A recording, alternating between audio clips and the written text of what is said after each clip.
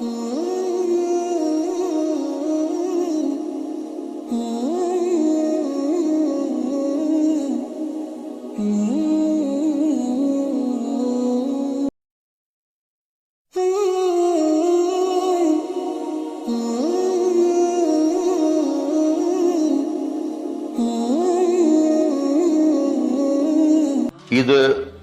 قربان جس کو ہم کہتے ہیں وہ قریب ہے. یہ ابراہیم علیہ السلام کی سنت ہے اور میرے نبی نے اس کو زندہ کیا. بیچ کے زمانوں میں یہ نہیں تھی. اس کو میرے نبی پاک صلی اللہ علیہ وسلم نے زندہ فرمایا اور آپ اپنے عید کے موقع پر 2 جانور ذبح فرماتے تھے، 2 دمبے، ایک امت کے لیے اور ایک اپنے لیے. سبحان، ایک امت کے لیے، ایک اپنے لیے. ابراہیم علیہ السلام سے یہ سلسلہ کیسے شروع ہوا؟ ابراہیم علیہ السلام کون ہیں؟ ان کی ہستی کیا ہے؟ ابراہیم علیہ السلام وہ نبی ہیں جن پر ساری امتوں کا اتفاق ہے. یہود بھی ابراہیم علیہ السلام کو کہتے ہیں ہمارے ہیں، عیسائی بھی ابراہیم علیہ السلام کو کہتے ہیں ہمارے ہیں، مسلمان بھی ابراہیم علیہ السلام کو کہتے ہیں ہمارے ہیں. آگے پھر یہود موسیٰ علیہ السلام پر رک جاتے ہیں اور عیسیٰ علیہ السلام کا انکار کرتے ہیں. عیسائی عیسیٰ علیہ السلام پر رک جاتے ہیں اور محمد مصطفیٰ صلی اللہ علیہ وسلم کا انکار کرتے ہیں. ان ابراہیم لأواہ حلیم، ان ابراہیم لأواہ حلیم. ابراہیم بہت مہربان، رونے دھونے والے تھے. اور ابراہیم کا مطلب بھی ہے مہربان باپ، مہربان باپ. ابراہیم علیہ السلام کی کہانی تو بہت لمبی ہے، اسے سنانے کے نہ مجھے سکت ہے اور نہ ہی آگے جو ہم کاسٹ کرتے ہیں اس میں اتنی ہمت ہوتی ہے. تو ہم شروع ہی کرتے ہیں. ابراہیم علیہ السلام سے اللہ نے اپنے بچے کی قربانی کیسے لی، پیچھے سارے واقعات کو چھوڑ کر. ابراہیم علیہ السلام کو جب آگ میں ڈالا گیا اور اللہ تعالیٰ نے ان کو آگ سے زندہ سلامت باہر نکالا تو پھر انہوں نے ہجرت فرمائی اور مصر گئے. مصر کا جو بادشاہ تھا وہ ہر آنے والی عورت کو زبردستی ایک رات اپنے کمرے میں رکھتا تھا. تو اس نے حضرت سارہ علیہ السلام کو بھی قبضہ کر کے اپنے کمرے میں رکھا. جو ہی ہاتھ بڑھاتا اس کا ہاتھ سوکھ جاتا، پیچھے کرتا تو ٹھیک ہو جاتا، پھر ایسے ہاتھ بڑھاتا سوکھ جاتا، پھر پیچھے کرتا ٹھیک ہو جاتا، پھر ایسے ہاتھ بڑھایا سوکھ گیا، پھر پیچھے کیا ٹھیک ہو گیا. تو اس نے کہا یہ تو کوئی اور ہی بات ہے. تو اس نے اپنی بیٹی حضرت ہاجرہ وہ ان ابراہیم علیہ السلام کے نکاح میں دے دی. ابراہیم علیہ السلام اس وقت 70 سے اوپر جا چکے تھے اور حضرت ہاجرہ 20-22 سال کی تھی. یہ 3 افراد کا قافلہ ہجرت کر کے فلسطین پہنچ اور ابراہیم علیہ السلام کی عمر گزر گئی. رب حب لی من الصالحین، یا اللہ کوئی نیک بچہ دے، یا اللہ کوئی نیک بچہ دے.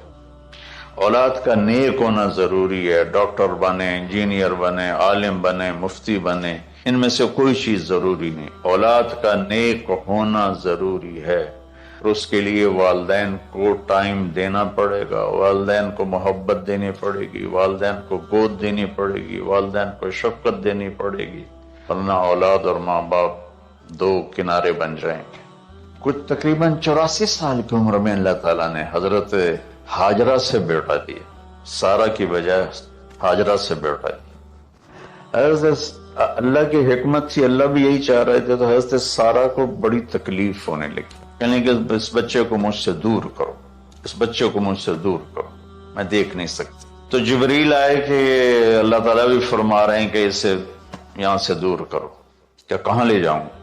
کہا یہ ہم بتائیں گے کہاں لے جانا ہے. تو جبریل انسانی شکل میں اونٹ پہ سوار ہو کر تشریف لائے اور پیچھے حضرت ابراہیم علیہ السلام اپنی اونٹنی پر، بچہ بیگم، اور آگے جبریل رہبر کے طور پر. فلسطین سرسبز ہے، کہیں خشک ہے. لیکن پانی ہے، اچھی آبادی ہے۔ چلتے چلتے چلتے چلتے 1 مہینہ کا سفر کرنے کے بعد جب وہ علاقہ شروع ہوا جہاں کالے پہاڑ، کالے پتھر، کوئی پتا نہیں سبزے کا اور کوئی نشان نہیں پانی کا، وہاں سے چلتے چلتے چلتے 4 پہاڑوں کے اندر ایک وادی سی آئی۔ جب وہاں پہنچے تو جبریل کہنے لگے اللہ کے نبی یہاں ہاجرہ اور اسماعیل کو چھوڑ دیں۔ جب وہ آگ میں جا رہے تھے نا ابراہیم علیہ السلام، تو ایک لفظ نہیں بولے، بنا کہا حسبی اللہ و نعم الوکیل۔ لیکن جب جبریل نے کہا یہاں چھوڑ دیں تو ایک دم بولے یہاں کیسے چھوڑ دوں، یہاں تو کچھ بھی نہیں ہے، یہ کیسے رہیں گے؟ کہ یہ آپ کے رب کی منشا ہے، یہاں اللہ کا گھر بنے گا، یہاں اس بچے کی نسل سے ایک آخری نبی پیدا ہوگا جو پورے عالم کو روشن کرے گا، اب چھوڑ دیں۔ تو وہ وہاں 3 دن رہے، ان کے لیے ایک چھپر سا بنایا لکڑیاں کاٹ کے، یا 2 دن رہے یا 1 دن، یہ تو کوئی تحقیق کوئی نہیں ہے، لیکن ایک چھپر سا ان کو بنا کے دیا ایسے، یعنی اس ایک اوپر وہ لکڑیوں کی چھاؤں کر دی اور نیچے ایسے بانس سے گاڑ دیے اور چل پڑے۔ تو حضرت ہاجرہ فرمانے لگے آپ کہاں جا رہے ہیں؟ اتنا بڑا امتحان تھا کہ جواب نہیں دینا، بس چپ کر کے چلو۔ انہوں نے پھر پوچھا آپ مجھے چھوڑ کے کیوں جا رہے ہیں؟ آگے سے خاموشی۔ چلتے چلتے 3 میل تک وہ اس طرح چلی۔ جب وہ کدئی پہنچی تو اس وقت ان کو خیال آیا یہ اللہ کے نبی ہیں، کہیں ان کو اللہ نے نہ کہا۔ تو ان کا اللہ امرک، کیا آپ کو اللہ نے کہا کہ مجھے چھوڑ دیں؟ کہنے لگے ہاں۔ ایک دم ایک نئی ہاجرہ نے جنم لیا کہ اذن، یوں گردن، اذن لن یضیعنا اللہ، جاؤ پھر میرا اللہ مجھے ضائع نہیں کرے گا۔ ابراہیم علیہ السلام بوجھل دل کے ساتھ پیدل چل رہے تھے، دونوں میاں بیوی اونٹنی پہ سوار ہوئے، اور وہ اپنے بچے کو گود میں لے کر ایسے کھڑی ان کو دیکھ رہے تھے۔ یہ کوئی مہینے کے لیے نہیں جا رہے تھے، پتہ نہیں ہے کب واپس آئیں۔ اج دے بچھڑے قد ملن گے، جانے رب رحمان۔ دیکھتی رہیں۔ انہوں نے ایسے پہاڑی کے اوپر چڑھے کہ اونٹ نیچے اتری، تو پھر انہوں نے منہ موڑا اور واپس اس وادی کی طرف چلی۔ کیا وقت تھا، صبح تھی، شام تھی۔ جو ابراہیم علیہ السلام غائب ہوئے تو ایک دم آپ نے اونٹنی کا منہ موڑا ادھر ہی اور کہا ربنا انی اسکنت من ذریتی بواد غیر ذی زرع ربنا لیقیموا الصلاۃ۔ کیا درد ہے! آپ اندازہ لگاؤ، ایک آدمی کو 84 سال کی عمر میں بیٹا ملے اور پھر اسے ایسے جنگل بیابان میں چھوڑ دیا جائے، تو ان کے دل پہ کیا بیت رہی ہوگی۔ اس دعا میں وہ درد ہے جو میرے بھی آنسو نکل رہے ہیں۔ ان کو 3 دفعہ قصہ سنا چکا۔ اے اللہ، تیرے ہی کہنے پر، تو جو میرا رب ہے، یا اللہ نہیں کہا، اللہم نہیں کہا، ربنا، یا اللہ تو مہربان ہے، اس میں بھی کوئی تیری مہربانی ہوگی، تیری محبت ہوگی، تیری شفقت ہوگی۔ انی اسکنت من ذریتی، میں نے چھوڑ دیا اپنی اولاد کو، یا اللہ میں نے وہاں چھوڑا ہے جہاں نہ پتا ہے، نہ دانا ہے، نہ پانی ہے، تو جان اور یہ جانے۔ اس درد بھری دعا نے عرش کو بھی ہلا دیا تھا، اور آپ نے منہ موڑا۔ اس باپ کو سوچو جو ہر قدم پہ اپنے معصوم بچے سے دور ہو رہا ہے، اور اس ماں کو سوچو جو ہر قدم پہ اپنے خامن سے دور ہو رہی ہے۔ ابراہیم کی منزل تو آگے گھر ہے، 2 بیویاں اور ہیں، ادھر تو پتھروں کے ساتھ دوستی ہے۔ جب ہاجر، میں ایک دفعہ میں ایسے سوچ میں بیٹھا، میں اتنا رویا۔ میں نے کہا جب وہ ہماری ماں ہاجرہ وہاں اکیلی بیٹھی ہوگی، وہ چاروں طرف اونچے اونچے پہاڑ تھے، اور اندر بیٹھنے والے کو باہر کا پتہ نہیں، باہر والے کو اندر کا پتہ نہیں۔ شام ڈھلی ہوگی تو اندھیری رات نے کیا ظلم ڈھایا ہوگا، کالے پہاڑوں کا اندھیرا، اندھیری رات کا اندھیرا، تارے بھی حیران ہوں گے یہ کون بی بی بیٹھی ہوئی ہے. ستارے روزانہ ہی نکلتے تھے، لیکن آج وہ ایک نیا تماشا دیکھ رہے ہیں کہ ایک معصوم شہزادی ایک معصوم بچوں کو گود میں لے کے بیٹھی ہے. کون اسے یہاں چھوڑ گیا؟ چاندنی رات ہی تو چاند بھی حیران ہو رہا ہوگا یہ کیا ہو رہا ہے، یہ کیا ہو رہا ہے، یہ کیا ہو رہا ہے. اور وہ تنہا جان آسمان کو دیکھتی ہوگی، یا اللہ یہ میرے ساتھ کیا ہوگی. وہ رات کیسی، پہلی رات کیسی گزری ہوگی حضرت ہاجرہ کو. یہ ہمارے تبلیغ والے 3 دن کے لیے جاتے ہیں، بیویاں شور مچا دیتی ہیں، چھوڑ کے جاندے پہ، چھوڑ کے جاندے پہ. اس ہاجرہ کو سوچو جس پر اندھیری رات تھی اور اسے کچھ پتہ نہیں تھا میرے ساتھ کیا ہونے والا. جب دن چڑھا تو سورج نے دیکھ کر اس کی آنکھیں پھٹ گئیں کہ یہ کیا ہے. وہ تو کسی پہ رحم نہیں کرتا. اس کی آگ نے پتھروں کو تپایا، میری ماں ہاجرہ کے چھپر کو تپایا اور تڑپا کے رکھ دیا.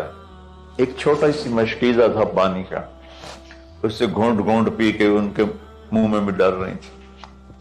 اس مشکیزے پر 3 دن گزرے، پانی ختم ہو گیا. ہم 92 کے حج میں پھنس گئے. مزدلفہ سے پہلے تو ہماری بس میں پانی کوئی نہیں. جو اس وقت ہمارا حال ہو، ہمیں پتا تھا 2-4 گھنٹے کے بعد پانی ہے، لیکن جو اس وقت بچے بھی تھے، چیخ و پکار تھی. ہاجرہ کی چیخیں کون سن رہا تھا؟ اور ادھر اسماعیل کی دھاڑ دھاڑ شروع ہو گئی، پیاس کی وجہ سے، بھوک کی وجہ سے. بے بس ماں دیکھ رہی ہے. میں کیا کروں؟ میں قطر میں تھا جماعت میں، تو مجھے یہاں کندھے میں درد ہوا. میں ہاسپٹل گیا تو ایمرجنسی سے لے کر گئے.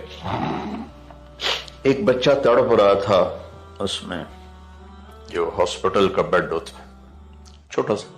اس کی ماں ٹیک لگا کر نا اس کو یوں دیکھ رہی تھی. مجھے نہیں پتا وہ کون ہے، مجھے نہیں پتا اس بچے کو کیا ہے، لیکن آپ یقین مانیں یہ جو میرے آنسو ہیں اس عورت کی وجہ سے، کہ جس خاموش ساز خاموش فریاد سے معمور ہیں ہم.